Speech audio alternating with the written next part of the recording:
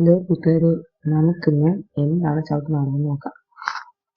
കേരളത്തിലെ ലത്തീൻ ക്രൈസ്തവരുടെ ഇടയിൽ പ്രചാരത്തിലുണ്ടായിരുന്ന ഒരു കലാരൂപമാണ് ചവിട്ടുനാടകം.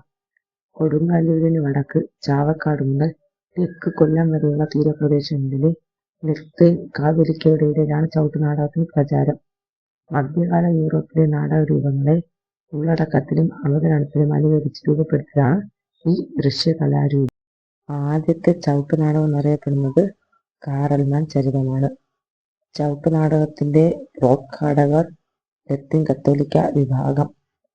പുരാണ പുരുഷന്മാരുടെ സ്ഥാനത്ത് ചരിത്ര പുരുഷന്മാരെ ആദ്യമായി പ്രവേശിപ്പിച്ച് കാണുന്ന കേരളീയ ദൃശ്യകല ചവിട്ടുനാടകങ്ങൾ.